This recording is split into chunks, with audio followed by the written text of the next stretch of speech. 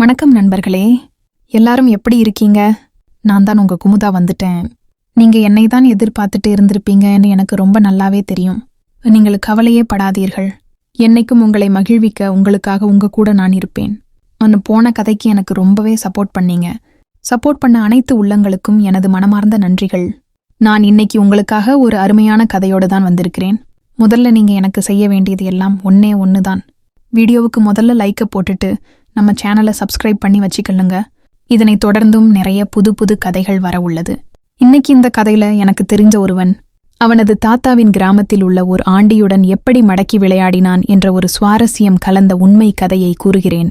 முழுமையாக கேளுங்கள். கதை சூப்பரா இருக்கும்.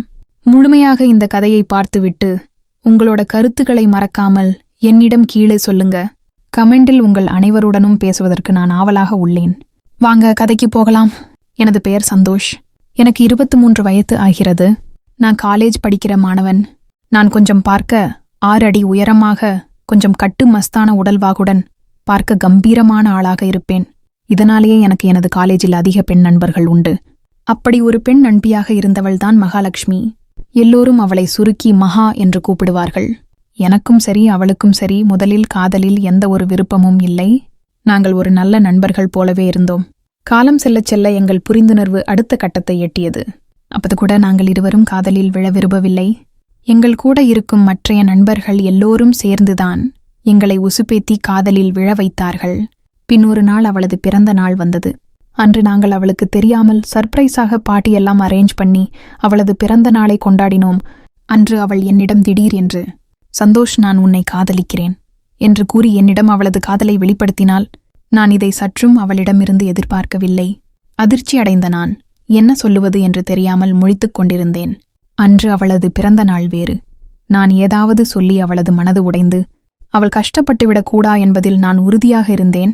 என் மனதிற்குள் இப்போது என்ன செய்வது என்ற கேள்வியே ஓடிக்கொண்டிருந்தது. நான் வேறு வழியில்லாமல் அவளது காதலை ஏற்றுக்கொண்டு அவளுக்கு சரி என்று கூறினேன். அவளும் ரொம்பவே சந்தோஷமானாள். பின் அந்த நொடியில் இருந்து அவள் என்னிடம் பழகும் விதம் மாறியது.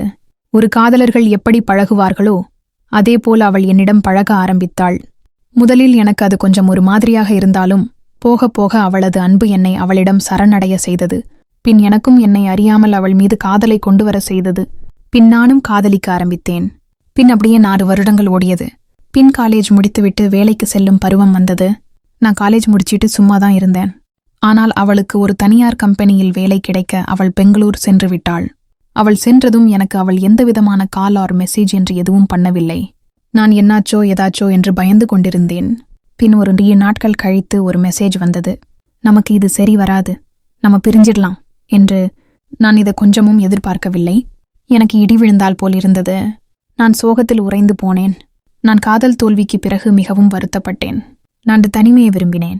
பின் என் அப்பா என்னை எனது தாத்தா வீட்டுக்கு அனுப்பி வைத்தார். நானும் சிறிது இடைவெளி எடுத்து எனது தாத்தா வீட்டுக்கு போகலாம் என்று முடிவு பண்ணி அங்கு கிளம்பி சென்றேன். அது ஒரு சிறிய கிராமம். தருமபுரி அருகில் ஒரு சிறிய கிராமம்தான் அது. அங்கு சென்றும் தனிமையில் இருந்தேன். எங்க தாத்தா தினமும் காலையில தோட்டத்திற்கு சென்றார் என்றால் சாயங்காலம்தான் வீட்டுக்கு வருவார். அந்த ஊரில் எனக்கு மொபைல் சிக்னல் கூட சரியாக கிடைக்கவில்லை. என்ன செய்வது என்று தெரியவில்லை. பின் நானும் தனியாக வீட்டில் இருக்க முடியாமல் என் தாத்தாவுடன் தோட்டத்திற்கு சென்று பொழுதை கழித்து வந்தேன். நான் தினமும் தோட்டத்திற்கு சென்று வந்தேன்.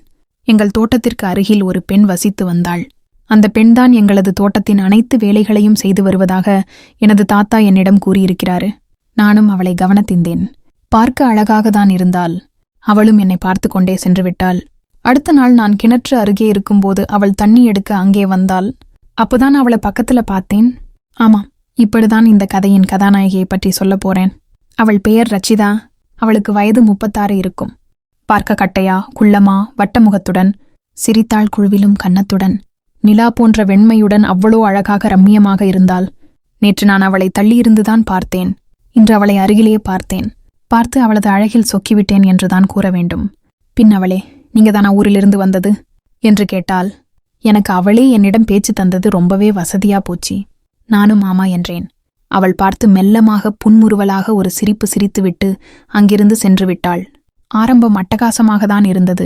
எனக்கு அவளை பார்த்த அந்த நொடியிலிருந்து ஏதோ இனம் புரியாத ஓர் சந்தோஷம். நான் முதல்ல காதலம் சென்றிருக்கிறேன். ஆனால் இப்படி ஓர் உணர்வு வந்தது இல்ல. அன்று இரவு முழுவதும் எனக்கு அவள் ஞாபகமாகவே இருந்தது. பின் அவள் எங்கள் தோட்டத்தில் வேலைக்கு வரும்போதெல்லாம் நான் அவளையே பார்த்துக் கொண்டிருக்க ஆரம்பித்தேன். பார்த்து சிரிப்பேன், அவளும் பார்த்து சிரிப்பாள். பின் கொஞ்சம் கொஞ்சமாக பேச ஆரம்பித்தேன். அவளும் என்னுடன் ரொம்ப நன்றாகத்தான் பேசுவாள். நாட்கள் ஓடிக்கொண்டே இருந்தது. நாங்க பழக பழக இன்னும் ரொம்பவே க்ளோஸ் நண்பர்கள் போல் ஆகிவிட்டோம். பின் நான் எனது வாழ்க்கையில் நடந்த எல்லா விடயங்களையும் அவளிடம் ஷேர் பண்ண ஆரம்பித்தேன். எனது காதல் தோல்வியையும் அவளிடம் சொன்னேன். அவள் எனக்காக வருத்தப்பட்டாள். பின் எனக்கு அவளது வாழ்க்கை விடயங்களை பற்றி அறிய ரொம்ப ஆர்வமாக இருந்தது. பின் நான் அவளிடம் உன் வாழ்க்கை விடயங்களை சொல்லென கேட்க, பிரகாசமாக சிரித்துக் கொண்டிருந்த அவளது முகம் அப்படியே வாடிப்போனது. நான் ஏன் என்னாச்சு, உடனே ஒரு மாதிரி சோகமாயிட்டாய் என்று கேட்க, அவள் என் வாழ்க்கையே சோகம்தானே என்றாள். நான் ஏன் அப்படி சொல்ற, உன் கணவர் உன்னை நன்றாக பார்த்துக் கொள்வதில்லையா என்று கேட்டேன். அவர் என்னை நன்றாக பார்த்து கொண்டால்தான் நான் இங்கு இவ்வளவு கஷ்டப்பட தேவையில்லையே என்றாள். எனக்கு அவள் பேசுவது ஒரே குழப்பமாக இருந்தாலும் அதில் எனக்கு ஏதோ ஒரு நல்ல விடயம் இருக்கு என்று தோணியது. பின் நான், நீ என்னை உன் நண்பனாக நினைத்தாள், உனது மனதில் இருக்கும் கவலையை என்னிடம் கூறலாம் என்றேன். அவளும் சொல்ல ஆரம்பித்தாள். அவளது கணவன் பேர் திலீபன். அவன் ஒரு கூலி வேலை செய்யும் ஒருவன். அவன் வேலைக்குச் சென்று வீட்டுக்கு எப்போதும் குடித்துவிட்டுத்தான் வருவான். குடித்துவிட்டு வந்து ஒவ்வொரு நாளும் இவளுடன் சண்டைதான் போடுவான். அதனால் இவளுக்கு வாழ்வில் நிம்மதியோ சந்தோஷமோ கிடையாது. வாழ்க்கையை நரகம் போல் வாழ்ந்து கொண்டிருப்பதாக அழுது கொண்டே கூறினாள். நான் இதுதான் நல்ல வாய்ப்பு, இதை கொஞ்சமும் நழுவ விடாமல் எனக்கு ரொம்ப சாதகமாக யூஸ் பண்ண வேண்டும் என்று நினைத்து சற்று அவளிடம் அருகில் சென்று அவளது கண்ணீரை துடைத்துவிட்டு அவளுக்கு ஆறுதல் கூறினேன். அவள் மனம் சந்தோஷமடையும்படி சில ஜோக் சொன்னேன். அவளுக்கும் சிரிப்பு வந்தது. அவள் அந்த கவலையிலிருந்து வெளியில் வந்தாள். பின் அவள், நான் என் வாழ்வில் இப்படி என்னை மறந்து சிரித்து ரொம்ப காலமாகிறது. ஆனால் நீ என்னை எனது கவலைகளில் இருந்து வெளியில் கொண்டு வந்து என்னை சிரிக்க வைக்கிறாய். ரொம்ப நன்றி. ஆனாலும் இது எத்தனை நாட்களுக்கு நிரந்தரம் என்று எனக்கு புரியவில்லை என்று கூறி கவலைப்பட்டாள். நான், நீ ஏன் அதை பற்றி கவலையடைகிறாய்? உனக்கு எல்லாத்துக்கும் இனிமே நான் இருக்கேன். இனிமே நீ எப்பவும் சந்தோஷமாகத்தான் இருப்பாய் என்றேன். மிகவும் சந்தோஷமடைந்த அவள் திடீர்னு என்னை கட்டிக்கொண்டாள். எனக்கு அதிர்ச்சி மேல் அதிர்ச்சியானது. நான் அதை சிறிதும் எதிர்பார்க்கவில்லை. இருந்தாலும் நடப்பது எனக்கு சாதகமானது. நானும் பதிலுக்கு கட்டிக்கொள்ள எங்களுக்கும் எரிமலை வெடித்து சிதற ஆரம்பமானது. நான் கொஞ்சமும் தாமதிக்காமல் ஒரு முகம் கொடுக்க, அவளும் கொடுக்க எங்கள் ஆட்டம் ஆரம்பமானது. எங்களது தோட்டத்திலேயே எங்கள் வேலை ஆரம்பமானது. நாங்கள் ஒரு 2 மணி நேரம் நல்லாக வேலை செய்தோம். வேலை செய்து ரொம்பவே களைத்து போனோம். வேலை முடிந்த பின் ரட்சிதா ரொம்பவே சந்தோஷமானாள். பின் அவள் அங்கிருந்து அவளது வீட்டிற்கு சென்று விட்டாள். பின் நானும் எங்க கிணற்றுளையே குளித்துவிட்டு எங்க வீட்டுக்கு சென்று விட்டேன். அன்றிலிருந்து இன்று வரை எங்கள் வேலை சென்று கொண்டேதான் உள்ளது. கதை அவ்வளோதான் ஃப்ரெண்ட்ஸு. இந்த மாதிரி ஏதாவது சம்பவங்கள் உங்கள் வாழ்வில் நடந்தது உண்டா என்று என்னிடம் கூறுங்கள். கதை பற்றின கருத்துக்களை கீழே கமெண்டில் சொல்லுங்கள் நண்பர்களே. இதுபோன்ற சுவாரஸ்யமான கதைகளை பார்க்க எங்களது சேனலை சப்ஸ்கிரைப், லைக், காமெண்ட், ஷேர் பண்ணுங்கள். குமுதாவுக்கு பிடித்த நபர்களில் நீங்களும் ஒருவராகுங்கள். அடுத்து இதுபோல ஒரு அருமையான கதையோடு உங்களை சந்திக்க வருகிறேன். நான் உங்கள் தேவதை குமுதா. நன்றி.